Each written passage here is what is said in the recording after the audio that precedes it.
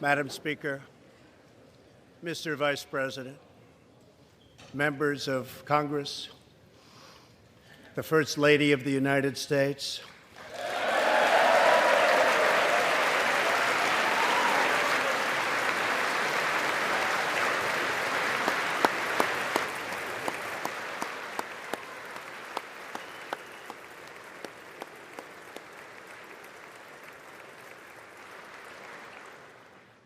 and my fellow Americans. We meet tonight at a moment of unlimited potential.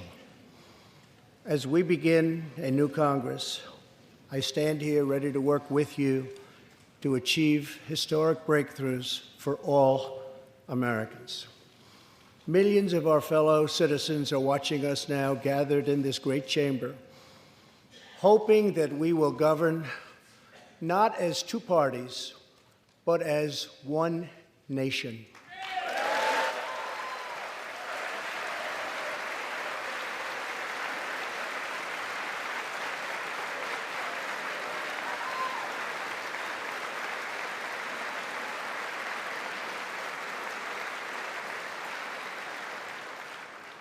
The agenda I will lay out this evening is not a Republican agenda or a Democrat agenda. It's the agenda of the American people.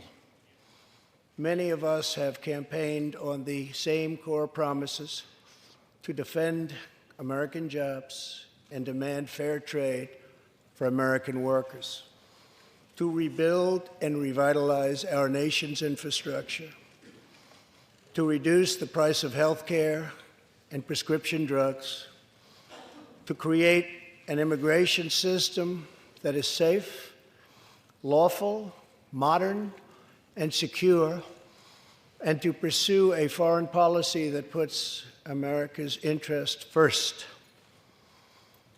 There is a new opportunity in American politics if only we have the courage together to seize it.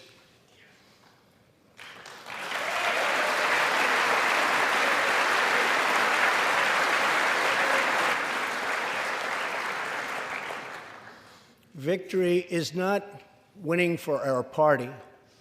Victory is winning for our country.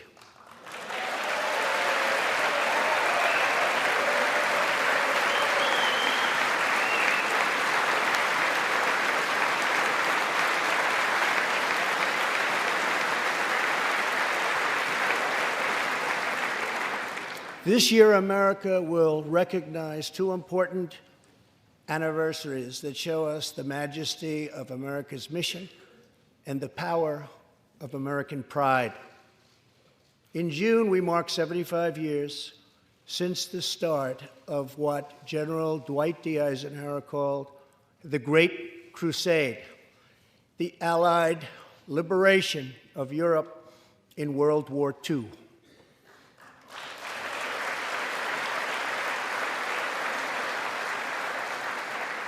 On D-Day, June 6, 1944, 15,000 young American men jumped from the sky and 60,000 more stormed in from the sea to save our civilization from tyranny. Here with us tonight are three of those incredible heroes.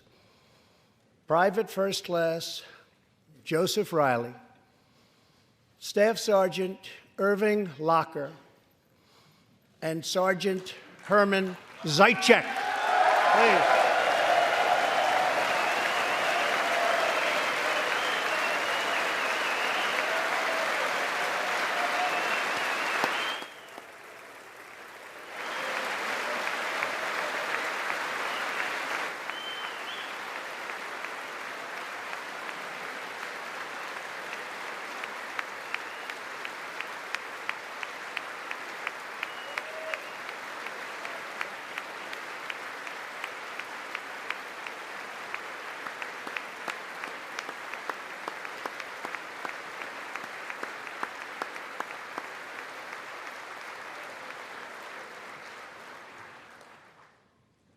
gentlemen, we salute you. In 2019, we also celebrate 50 years since brave young pilots flew 250,000 miles through space to plant the American flag on the face of the moon. Half a century later, we are joined by one of the Apollo 11 astronauts who planted that flag, Buzz Aldrin.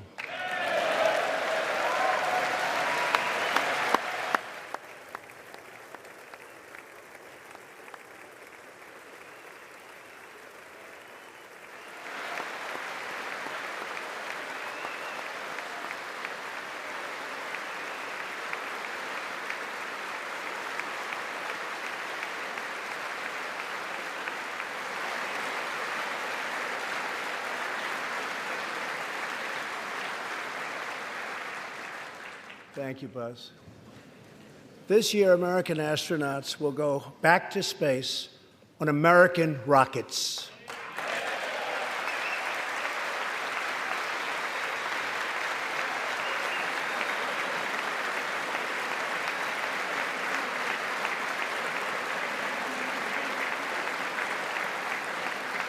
In the 20th century, America saved freedom, transformed science, redefined the middle class, and when you get down to it, there's nothing anywhere in the world that can compete with America.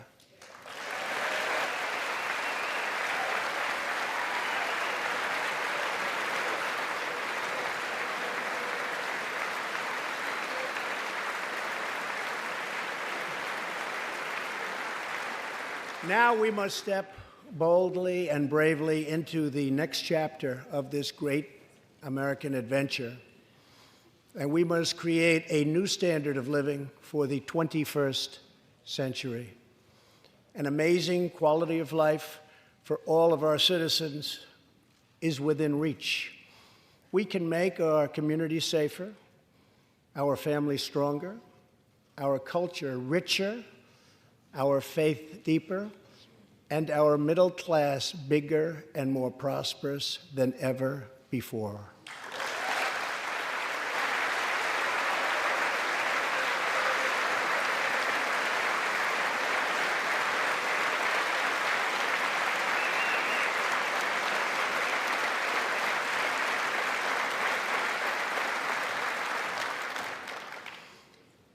But we must reject the politics of revenge, resistance, and retribution, and embrace the boundless potential of cooperation, compromise, and the common good.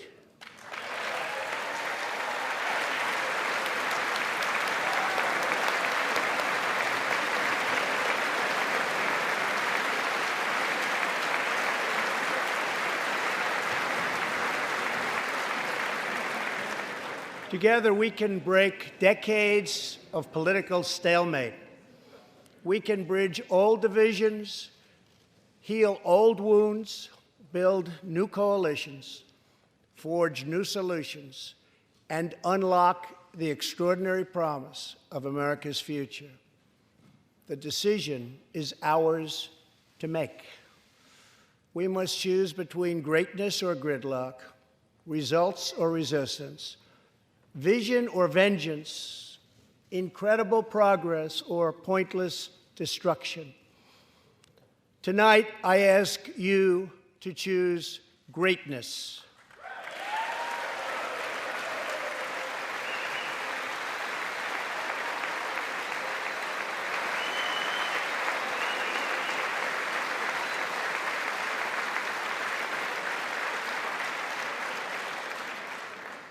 Over the last 2 years, my administration has moved with urgency and historic speed to confront problems neglected by leaders of both parties over many decades. In just over 2 years since the election, we have launched an unprecedented economic boom, a boom that has rarely been seen before. There's been nothing like it. We have created 5.3 million new jobs, and importantly added 600,000 new manufacturing jobs, something which almost everyone said was impossible to do. But the fact is, we are just getting started.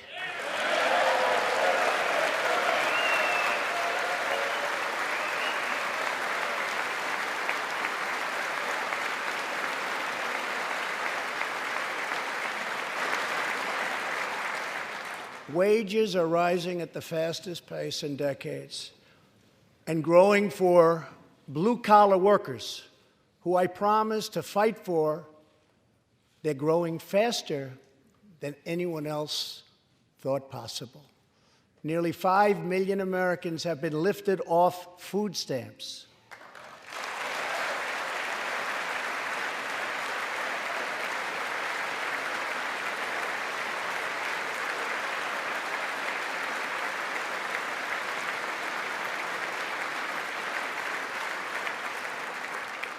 The U.S. economy is growing almost twice as fast today as when I took office, and we are considered far and away the hottest economy anywhere in the world, not even close.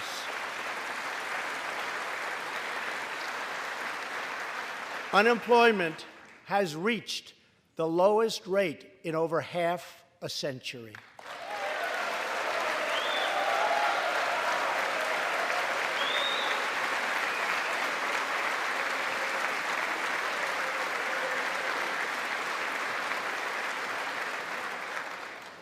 African American, Hispanic American, and Asian American unemployment have all reached their lowest levels ever recorded.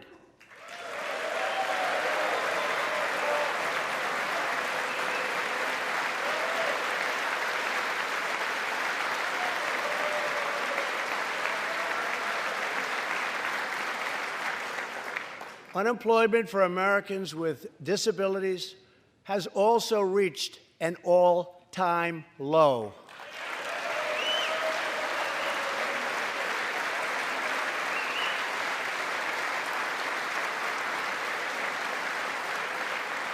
More people are working now than at any time in the history of our country. 157 million people at work.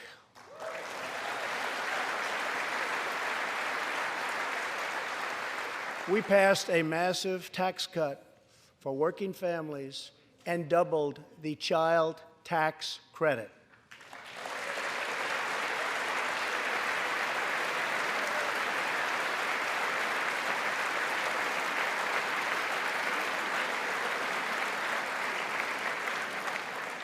We virtually ended the estate tax, or death tax, as it is often called, on small businesses, for ranches, and also for family farms.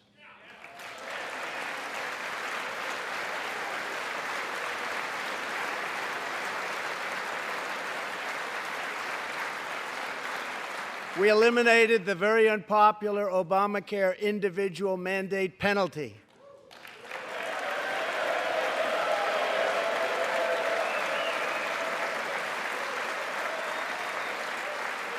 And to give critically ill patients access to life-saving cures, we passed, very importantly, right to try.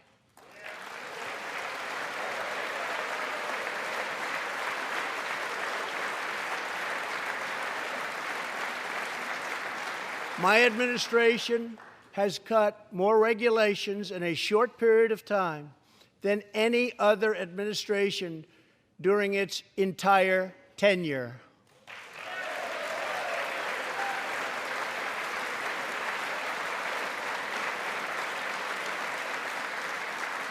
Companies are coming back to our country in large numbers, thanks to our historic reductions in taxes and regulations.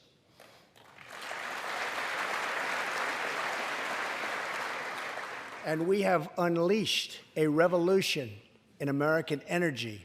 The United States is now the #1 producer of oil and natural gas anywhere in the world.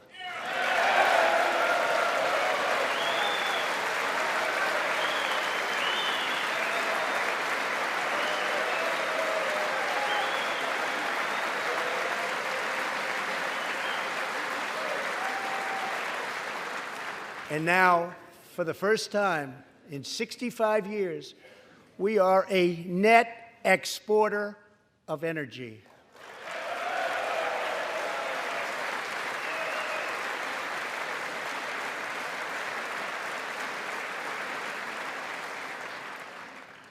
After 24 months of rapid progress, our economy is the envy of the world.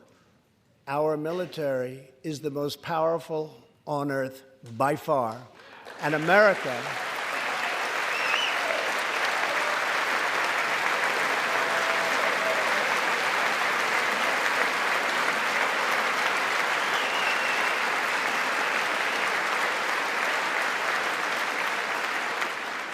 America is again winning each and every day.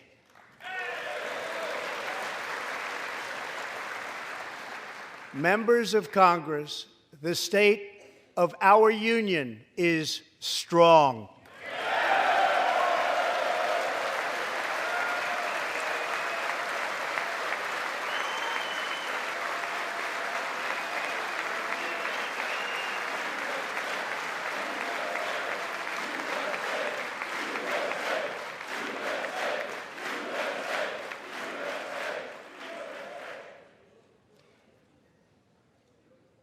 That sounds so good.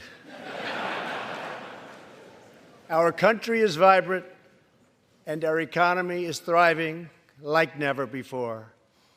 On Friday, it was announced that we added another 304,000 jobs last month alone, almost double the number expected.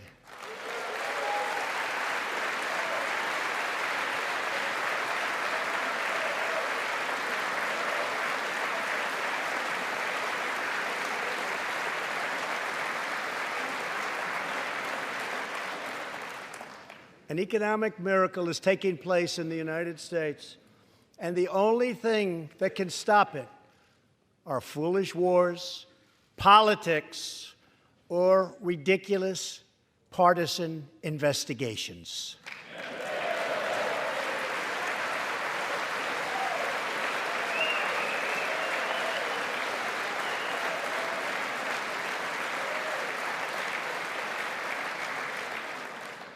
If there is going to be peace and legislation, there cannot be war and investigation. It just doesn't work that way. We must be united at home to defeat our adversaries abroad. This new era of cooperation can start with finally confirming the more than 300 highly qualified nominees who are still stuck in the Senate, in some cases years and years waiting. Not right.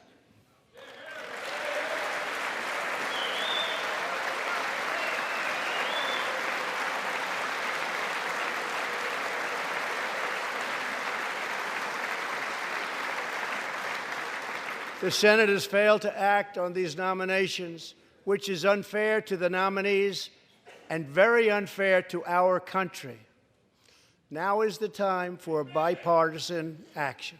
Believe it or not, we have already proven that that's possible.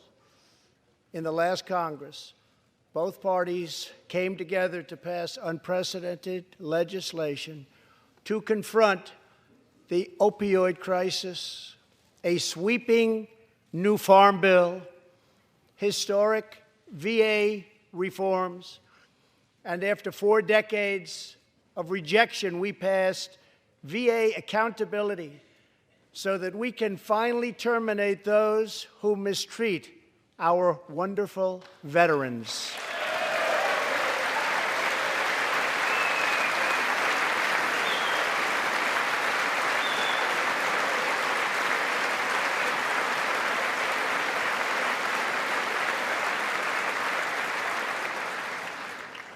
And just weeks ago, both parties united for groundbreaking criminal justice reform. They said it couldn't be done.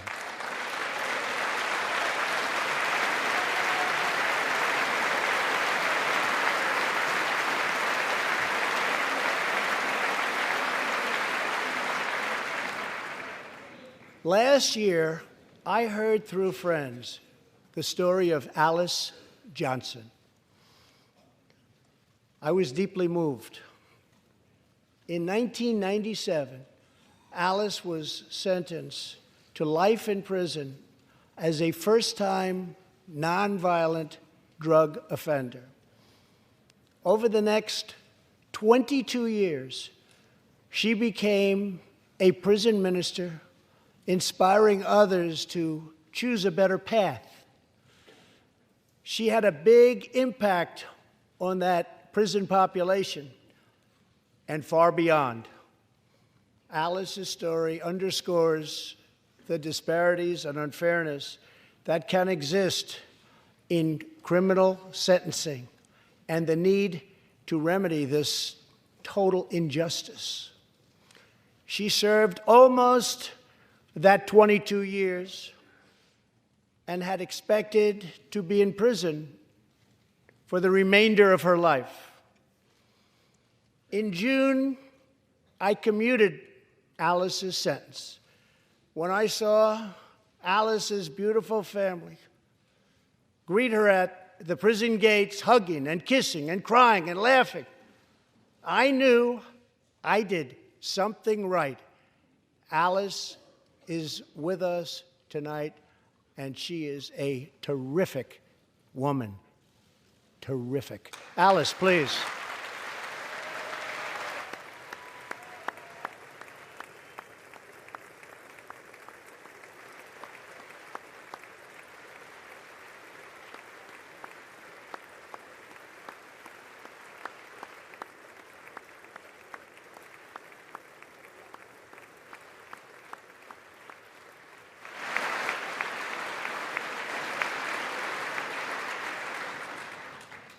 Alice, thank you for reminding us that we always have the power to shape our own destiny. Thank you very much, Alice. Thank you very much.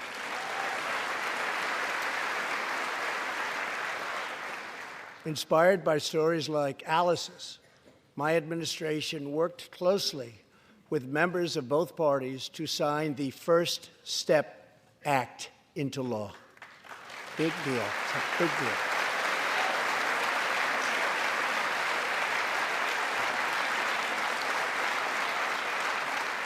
This legislation reformed sentencing laws that have wrongly and disproportionately harmed the African American community.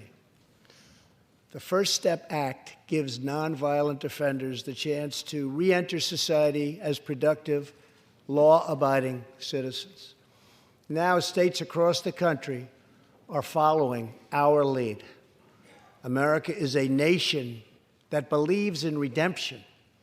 We are also joined tonight by Matthew Charles from Tennessee. In 1996, at the age of 30, Matthew was sentenced to 35 years for selling drugs and related offenses. Over the next 2 decades, he completed more than 30 Bible studies, became a law clerk, and mentored many of his fellow inmates. Now Matthew is the very first person to be released from prison under the First Step Act.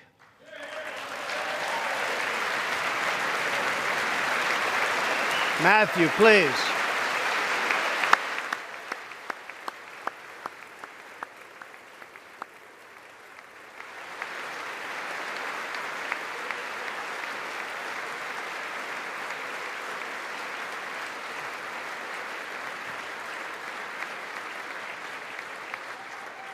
Thank you, Matthew.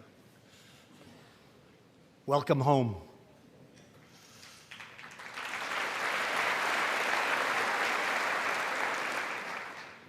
Now, Republicans and Democrats must join forces again to confront an urgent national crisis. Congress has 10 days left to pass a bill that will fund our government, protect our homeland, and secure our very dangerous southern border. Now is the time for Congress to show the world that America is committed to ending illegal immigration and putting the ruthless coyotes, cartels, drug dealers, and human traffickers out of business.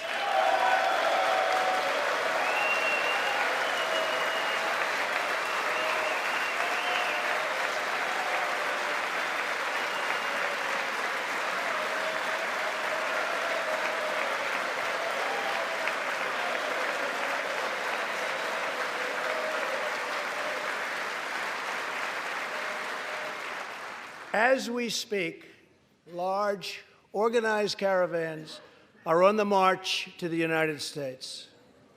We have just heard that Mexican cities, in order to remove the illegal immigrants from their communities, are getting trucks and buses to bring them up to our country in areas where there is little border protection. I have ordered another 3,750 troops to our southern border to prepare for this tremendous onslaught. This is a moral issue. The lawless state of our southern border is a threat to the safety, security, and financial well-being of all America. We have a moral duty to create an immigration system that protects the lives and jobs of our citizens. This includes our obligation to the millions of immigrants living here today who followed the rules and respected our laws. Legal immigrants enrich our nation and strengthen our society in countless ways.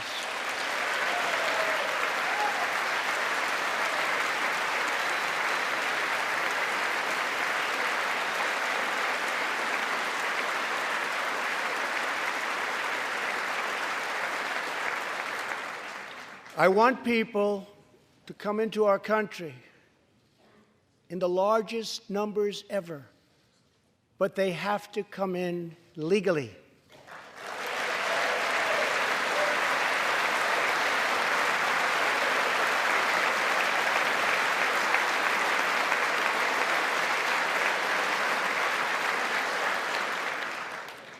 Tonight, I am asking you to defend our very dangerous southern border out of love and devotion to our fellow citizens and to our country.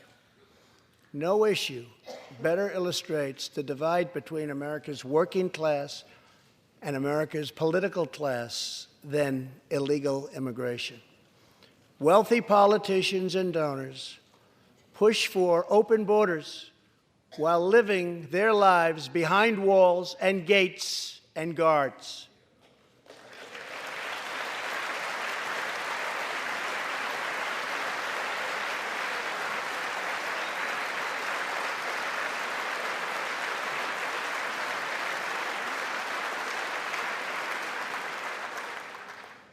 Meanwhile, working-class Americans are left to pay the price for mass illegal immigration.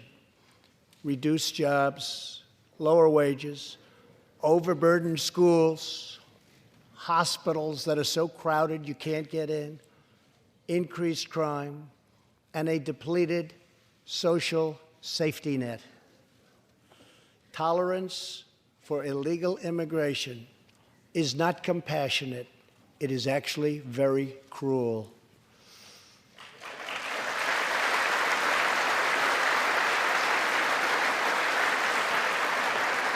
One in 3 women is sexually assaulted on the long journey north.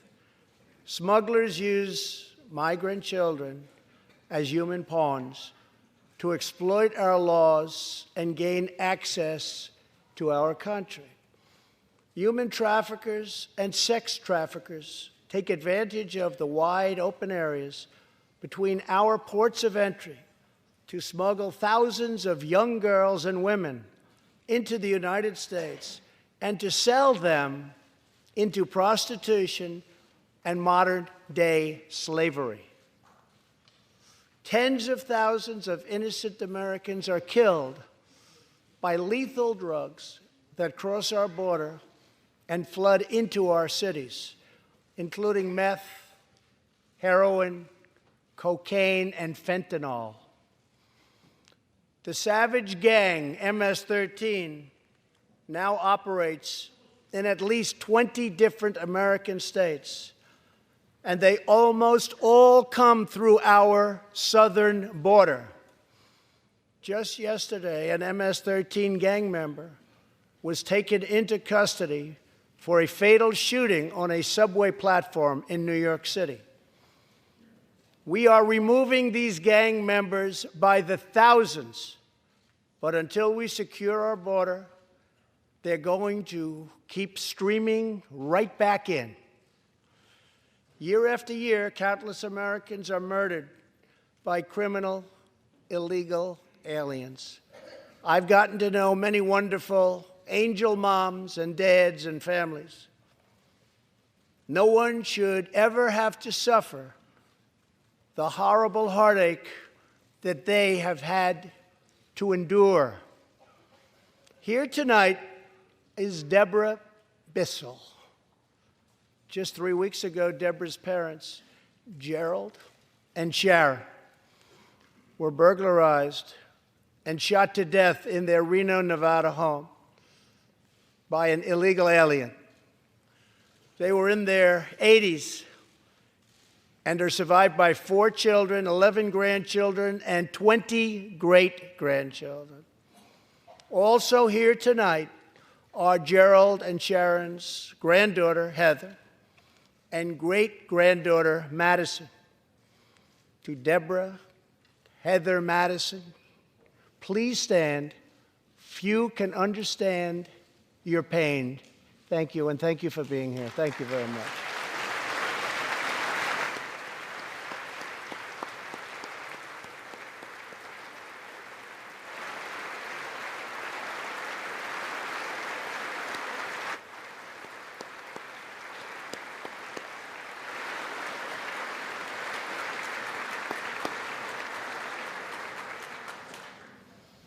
I will never forget, and I will fight for the memory of Gerald and Sharon, that it should never happen again.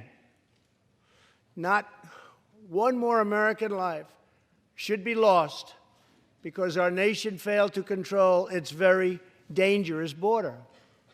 In the last 2 years, our brave ICE officers made 266,000 arrests of criminal aliens, including those charged or convicted of nearly 100,000 assaults, 30,000 sex crimes, and 4,000 killings or murders. We are joined tonight by one of those law enforcement heroes, ICE Special Agent Elvin Hernandez. When Elvin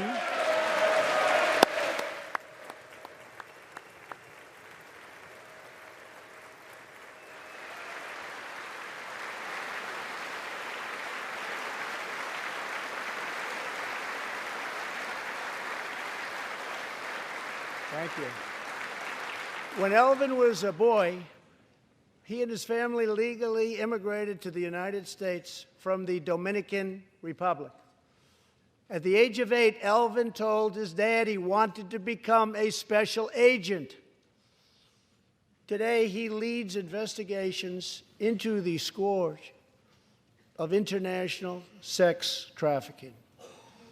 Elvin says that if I can make sure these young girls get their justice, I've really done my job. Thanks to his work and that of his incredible colleagues, more than 300 women and girls have been rescued from the horror of this terrible situation. And more than 1,500 sadistic traffickers have been put behind bars.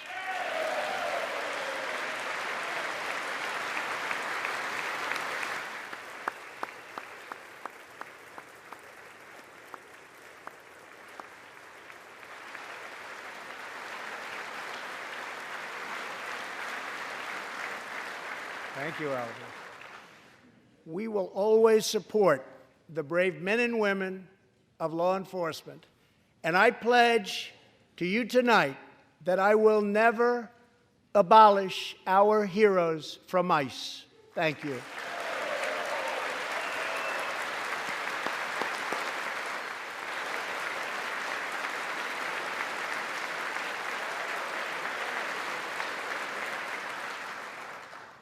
My administration has sent to Congress a common-sense proposal to end the crisis on the southern border. It includes humanitarian assistance, more law enforcement, drug detection at our ports, closing loopholes that enable child smuggling, and plans for a new physical barrier or wall to secure the vast areas between our ports of entry. In the past, most of the people in this room voted for a wall, but the proper wall never got built. I will get it built.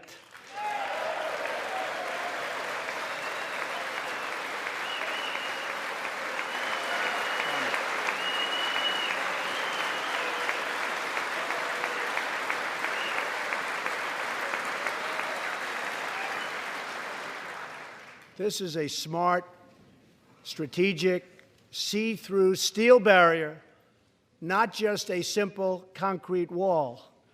It will be deployed in the areas identified by the border agents as having the greatest need, and these agents will tell you where walls go up, illegal crossings go way, way down.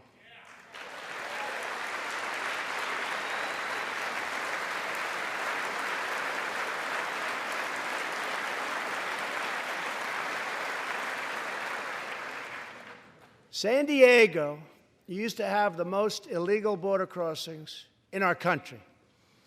In response, a strong security wall was put in place.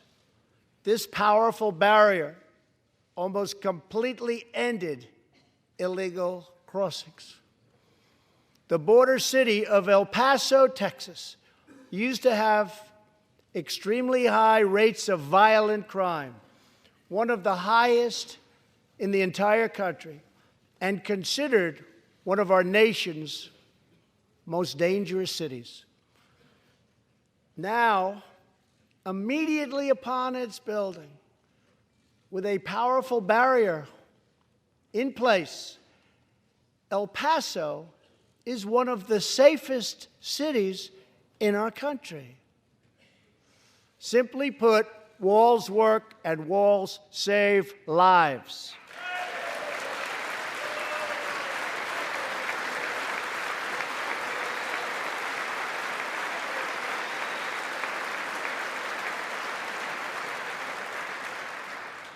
So let's work together, compromise, and reach a deal that will truly make America safe.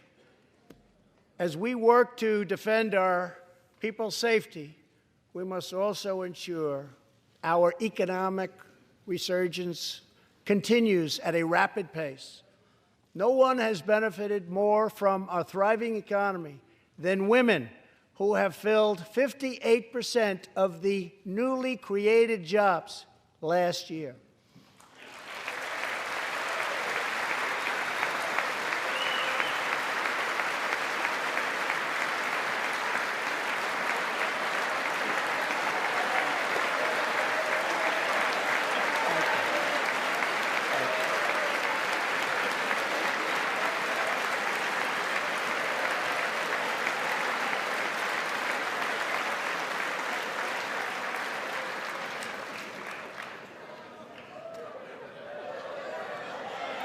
You weren't supposed to do that.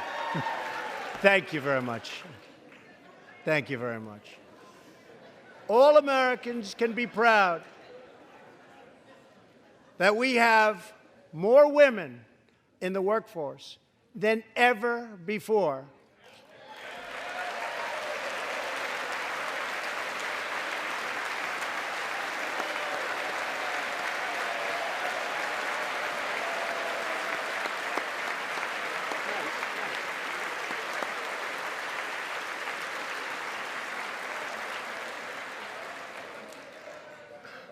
Don't sit yet. You're going to like this. And exactly 1 century after Congress passed the constitutional amendment giving women the right to vote, we also have more women serving in Congress than at any time before.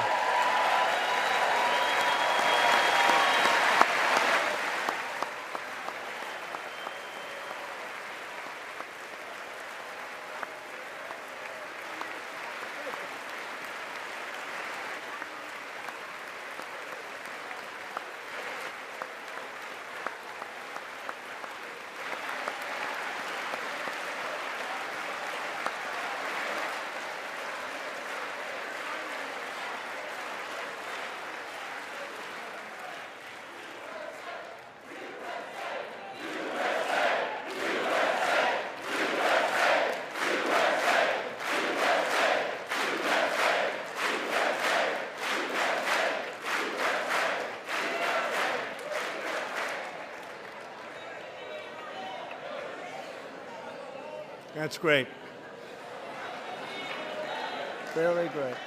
And congratulations. That's great.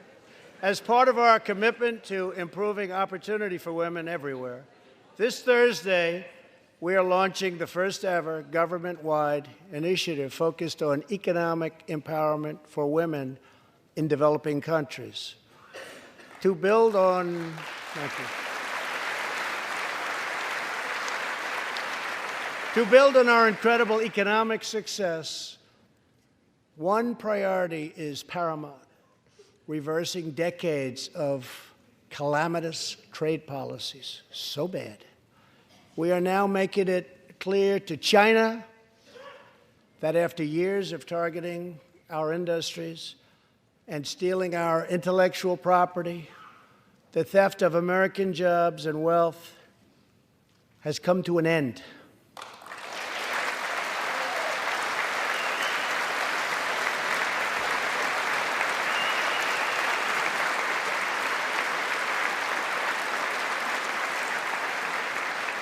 Therefore, we recently imposed tariffs on $250 billion of Chinese goods, and now our Treasury is receiving billions and billions of dollars. But I don't blame China for taking advantage of us. I blame our leaders and representatives for allowing this travesty to happen. I have great respect for President Xi, and we are now working on a new trade deal with China. But it must include real structural change to end unfair trade practices, reduce our chronic trade deficit, and protect American jobs.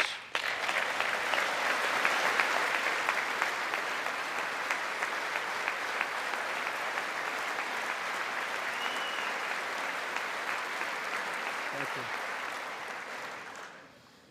Another historic trade blunder was the catastrophe known as NAFTA. I have met the men and women of Michigan, Ohio, Pennsylvania, Indiana, New Hampshire, and many other states whose dreams were shattered by the signing of NAFTA.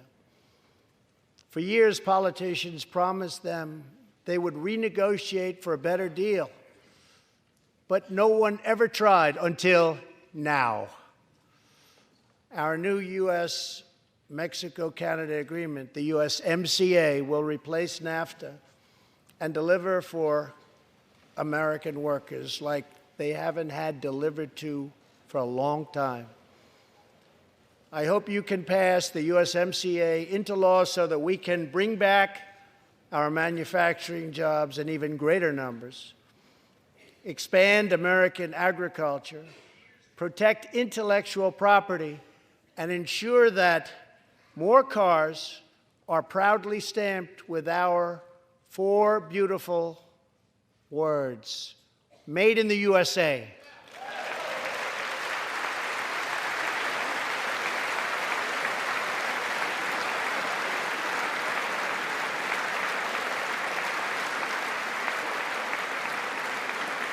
Tonight, I am also asking you to pass the United States Reciprocal Trade Act so that if another country places an unfair tariff on an American product, we can charge them the exact same tariff on the exact same product that they sell to us.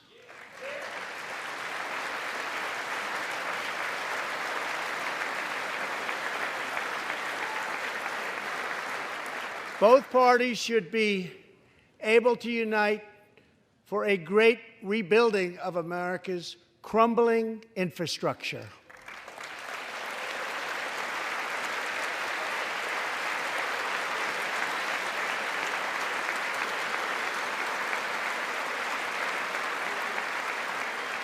I know that Congress is eager to pass an infrastructure bill, and I am eager to work with you on legislation to deliver new and important infrastructure investment, including investments in the cutting-edge industries of the future. This is not an option. This is a necessity. The next major priority for me and for all of us should be to lower the cost of health care and prescription drugs and to protect patients with pre-existing conditions.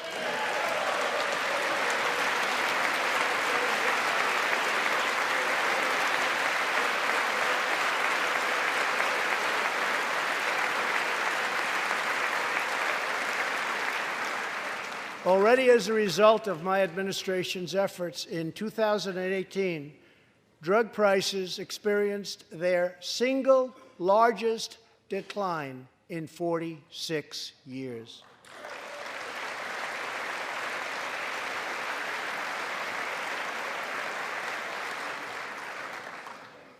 But we must do more. It's unacceptable that Americans pay vastly more than people in other countries for the exact same drugs, often made in the exact same place.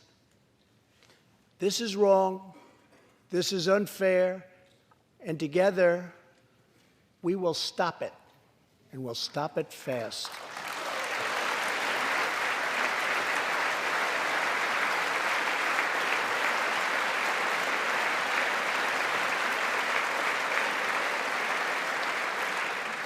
I am asking Congress to pass legislation that finally takes on the problem of global freeloading and delivers fairness and price transparency for American patients, finally.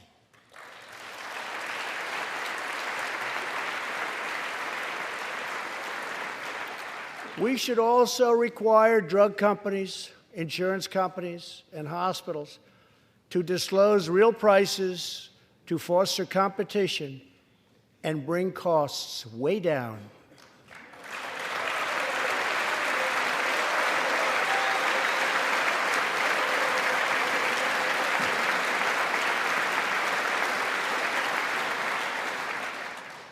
No force in history has done more to advance the human condition than American freedom. In recent years,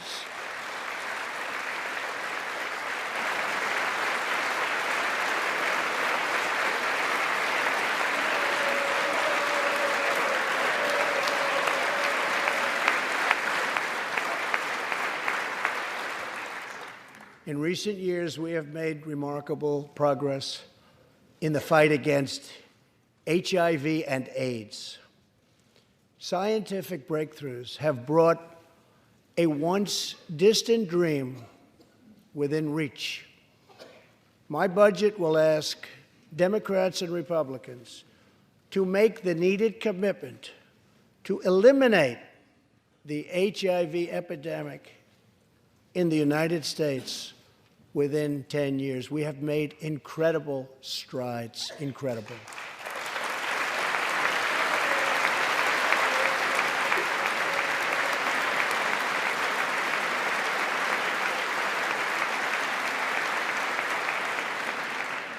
Together, we will defeat AIDS in America and beyond.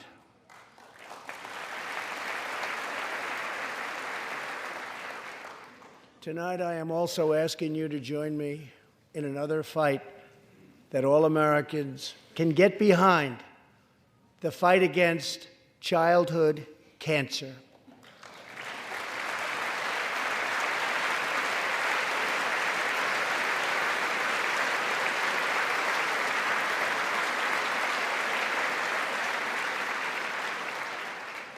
Joining Melania in the gallery this evening is a very brave 10-year-old girl, Grace Eline. Every birthday,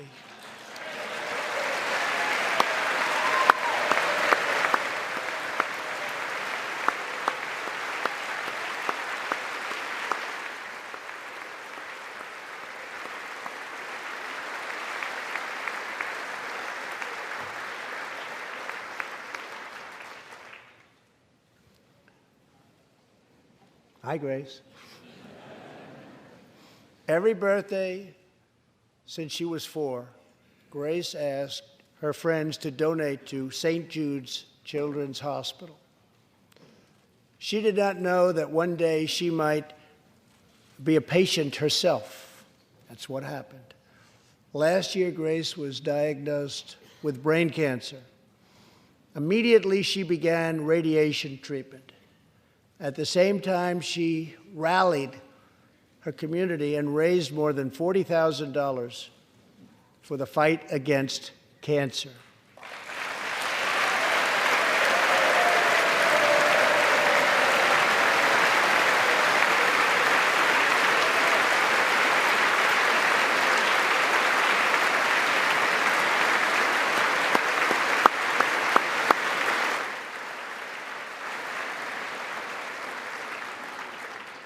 When Grace completed treatment last fall, her doctors and nurses cheered.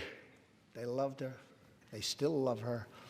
With tears in their eyes as she hung up a poster that read, "Last day of chemo."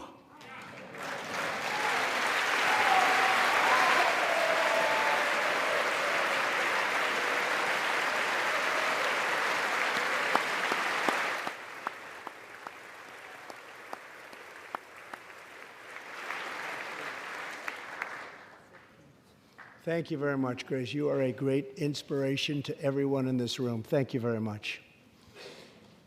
Many childhood cancers have not seen new therapies in decades. My budget will ask Congress for $500 million over the next 10 years to fund this critical life-saving research. To help support working parents, the time has come to pass school choice for Americans' children.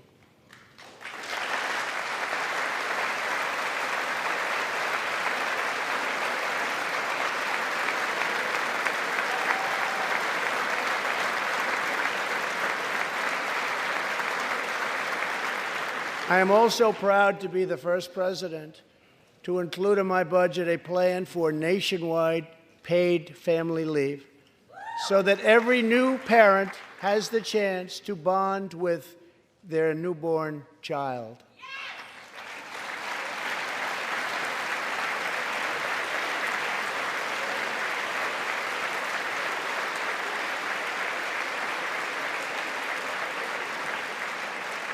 There could be no greater contrast to the beautiful image of a mother holding her infant child than the chilling displays our nation saw in recent days. Lawmakers in New York cheered with delight upon the passage of legislation that would allow a baby to be ripped from the mother's womb moments from birth. These are living, feeling, beautiful babies who will never get the chance to share their love and their dreams with the world. And then we had the case of the governor of Virginia, where he stated he would execute a baby after birth. To defend the dignity of every person, I am asking Congress to pass legislation to prohibit the late-term abortion of children who can feel pain in the mother's womb.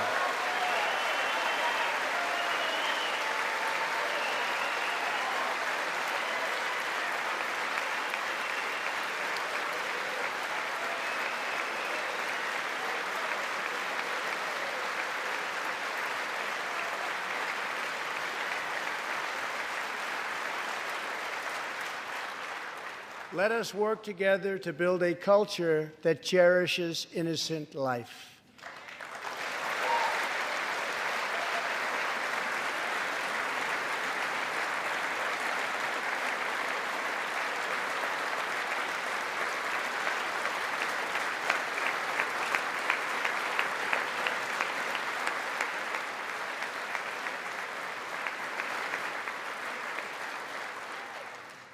And let us reaffirm a fundamental truth. All children, born and unborn, are made in the holy image of God. The final part of my agenda is to protect American security. Over the last 2 years, we have begun to fully rebuild the United States military with $700 billion last year and $716 billion this year. We are also getting other nations to pay their fair share.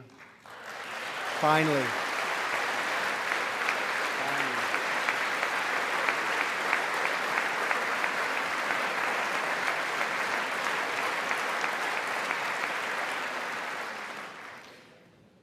For years, the United States was being treated very unfairly by friends of ours,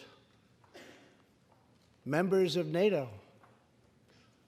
But now we have secured, over the last couple of years, more than $100 billion of increase in defense spending from our NATO allies. They said it couldn't be done.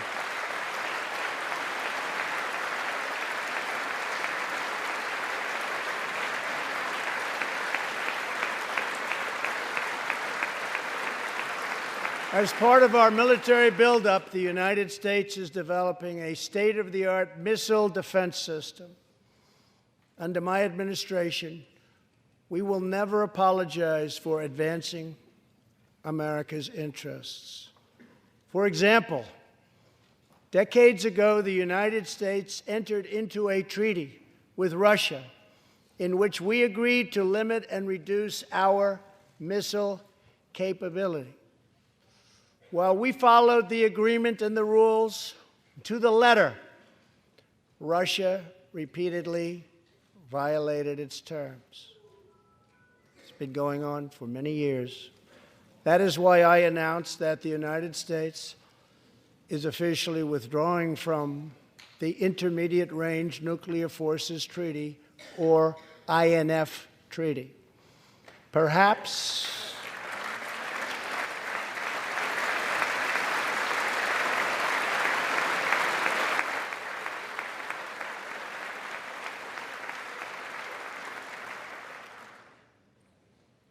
we really have no choice. Perhaps we can negotiate a different agreement, adding China and others.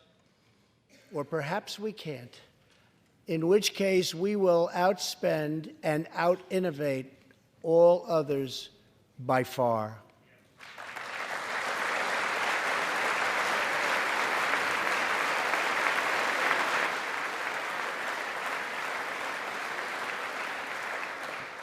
As part of a bold new diplomacy, we continue our historic push for peace on the Korean Peninsula. Our hostages have come home.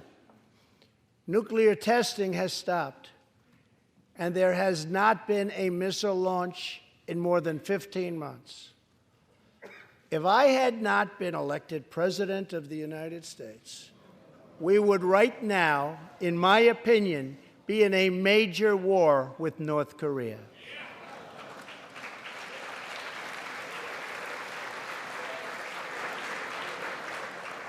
Much work remains to be done, but my relationship with Kim Jong-un is a good one.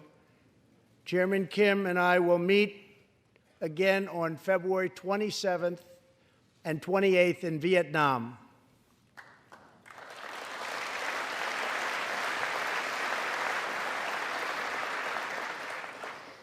2 weeks ago, the United States officially recognized the legitimate government of Venezuela and its new president, Juan Guaido.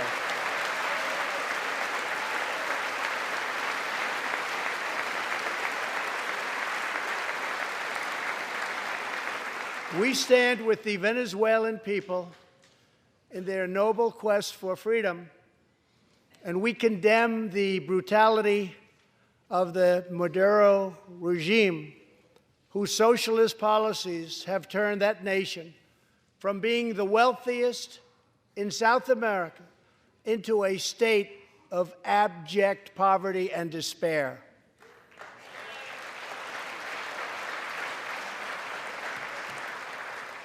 Here in the United States, we are alarmed by the new calls to adopt socialism in our country.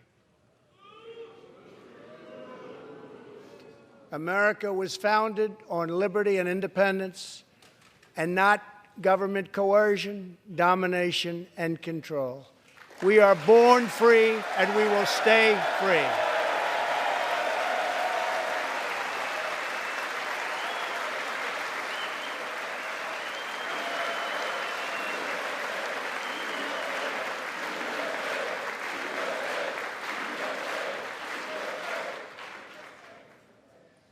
Tonight, we renew our resolve that America will never be a socialist country.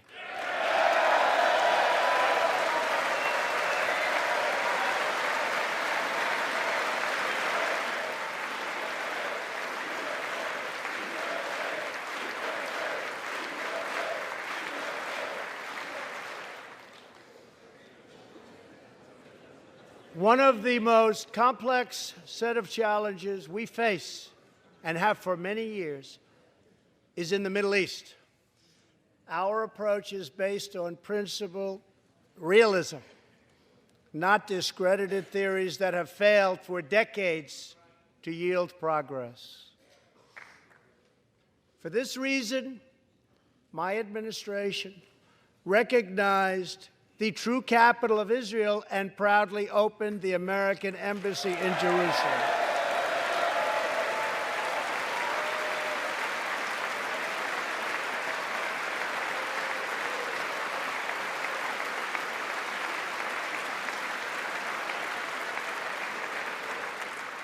Our brave troops have now been fighting in the Middle East for almost 19 years.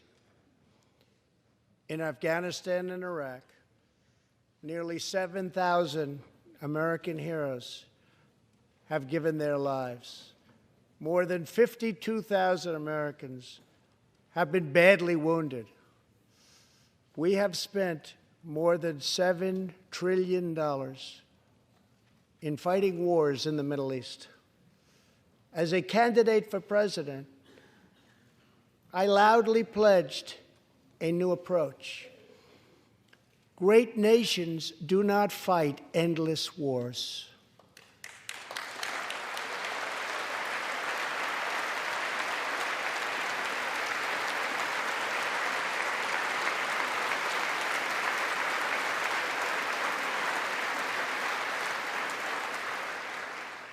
When I took office, ISIS controlled more than 20,000 square miles in Iraq and Syria just 2 years ago.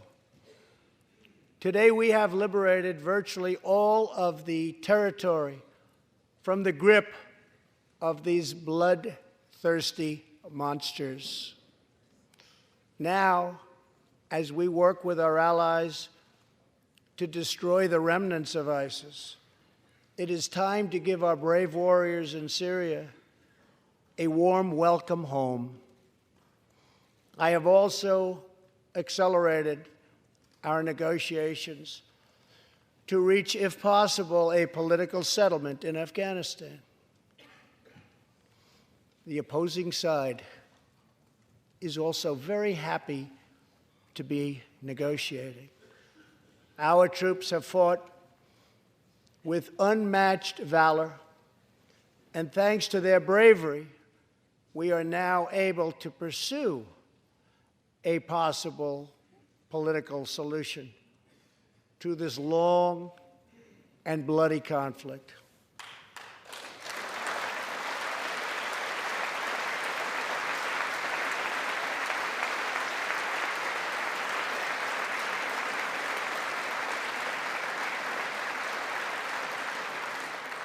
In Afghanistan, my administration is holding constructive talks with a number of Afghan groups, including the Taliban.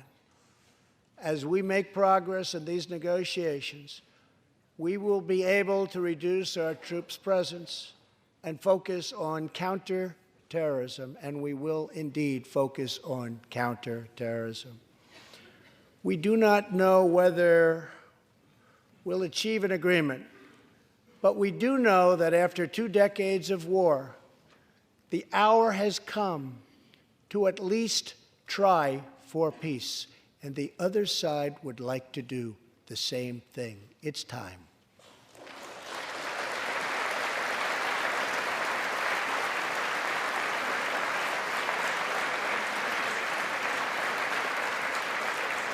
Above all, friend and foe alike must never doubt this nation's power and will to defend our people.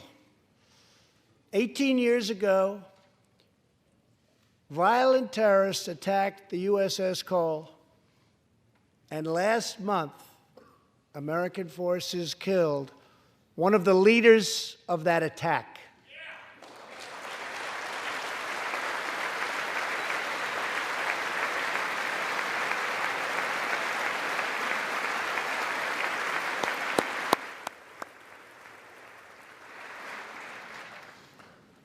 We are honored to be joined tonight by Tom Wibberley, whose son, Navy seaman Craig Wibberley, was one of the 17 sailors we tragically lost.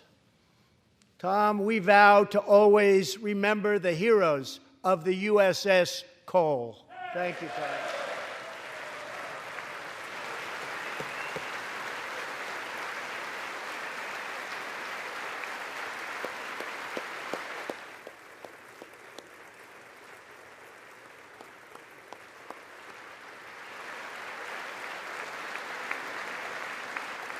My administration has acted decisively to confront the world's leading state sponsor of terror, the radical regime in Iran. It is a radical regime. They do bad, bad things. To ensure this corrupt dictatorship never acquires nuclear weapons, I withdrew the United States from the disastrous Iran nuclear deal.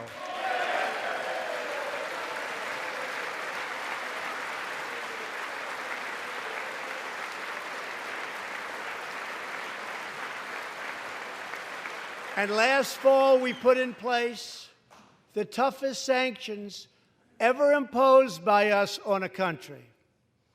We will not avert our eyes from a regime that chants death to America and threatens genocide against the Jewish people.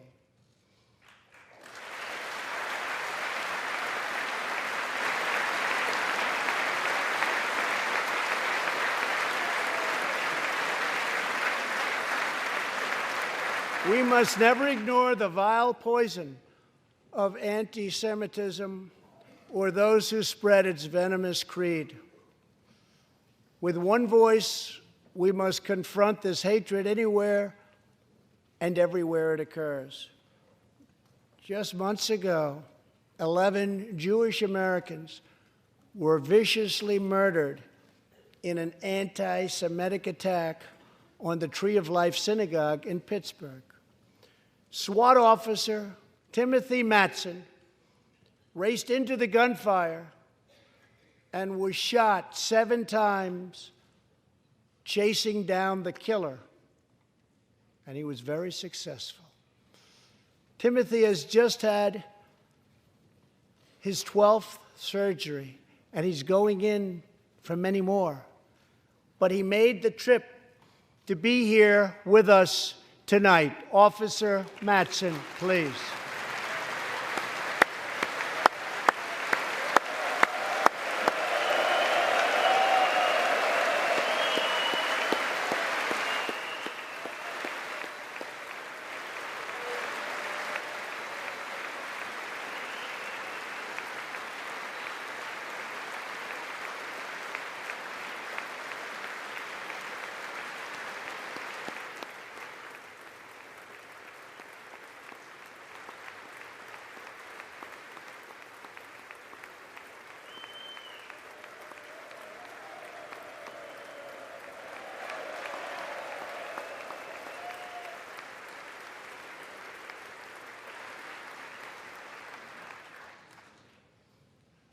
Thank you. We are forever grateful. Thank you very much. Tonight, we are also joined by Pittsburgh survivor, Judah Samet. He arrived at the synagogue as the massacre began.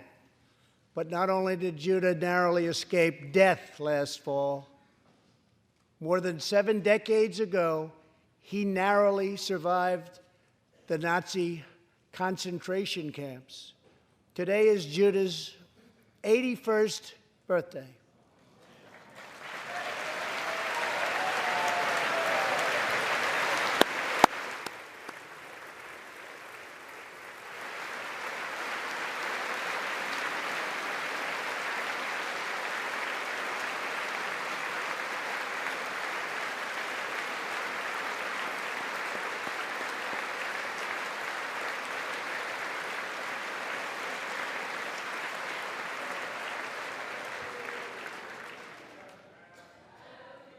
Great.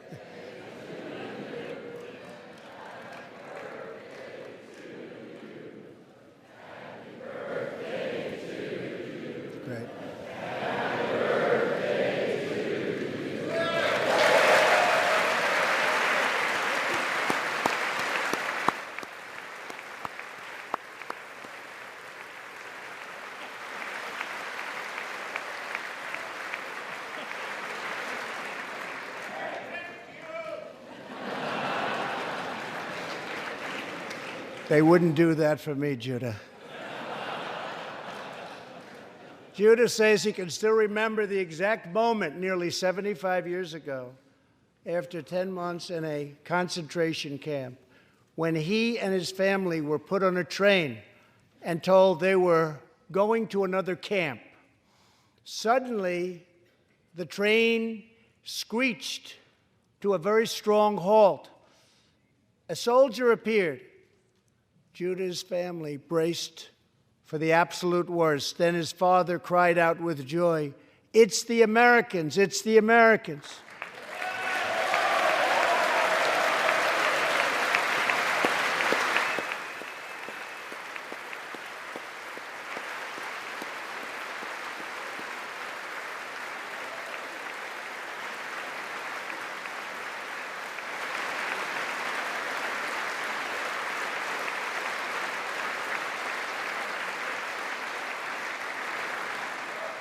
Thank you. A second Holocaust survivor who is here tonight, Joshua Kaufman, was a prisoner at Dachau. He remembers watching through a hole in the wall of a cattle car as American soldiers rolled in with tanks. To me, Joshua recalls, the American soldiers were proof that God exists. And they came down from the sky. They came down from heaven. I began this evening by honoring 3 soldiers who fought on D-Day in the Second World War. One of them was Herman Zaitchik. But there is more to Herman's story. A year after he stormed the beaches of Normandy, Herman was one of the American soldiers who helped liberate Dachau.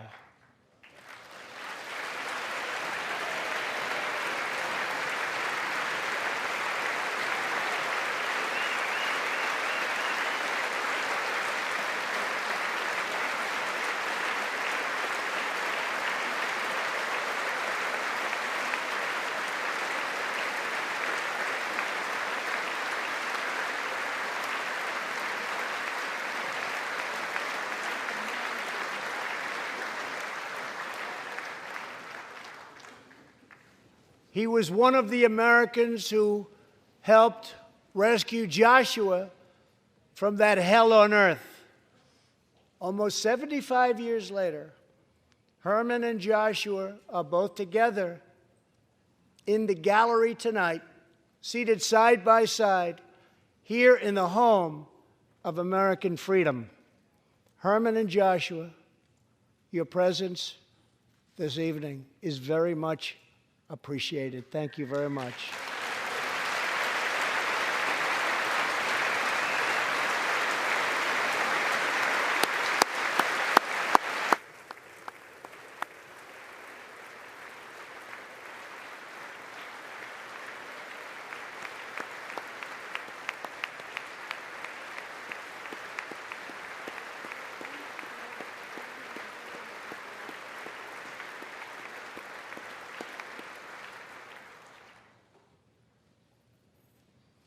Thank you. When American soldiers set out beneath the dark skies over the English Channel in the early hours of D-Day 1944, they were just young men of 18 and 19 hurtling on fragile landing craft toward the most momentous battle in the history of war. They did not know if they would survive the hour. They did not know if they would grow old, but they knew that America had to prevail. Their cause was this nation and generations yet unborn. Why did they do it? They did it for America. They did it for us. Everything that has come since our triumph over communism, our giant leaps of science and discovery, our unrivaled progress towards equality and justice, all of it is possible thanks to the blood and tears and courage and vision of the Americans who came before. Think of this Capitol. Think of this very chamber where lawmakers before you voted to end slavery, to build the railroads and the highways, and defeat fascism, to secure civil rights, and to face down evil empires. Here tonight, we have legislators from across this magnificent republic. You have come from the rocky shores of Maine and the volcanic peaks of Hawaii, from the snowy woods of Wisconsin and the red deserts of Arizona, from the green farms of Kentucky and the golden beaches of California. Together, we represent the most extraordinary nation in all of history.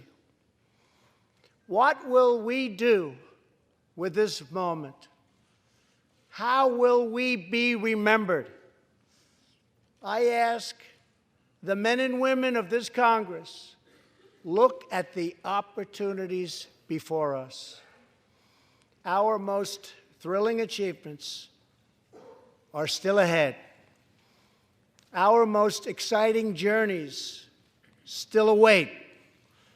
Our biggest victories are still to come. We have not yet begun to dream. We must choose whether we are defined by our differences or whether we dare to transcend them.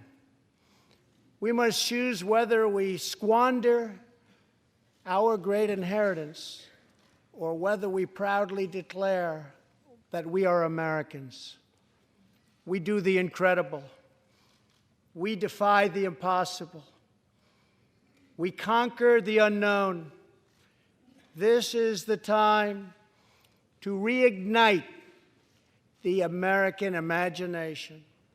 This is the time to search for the tallest summit and set our sights on the brightest star.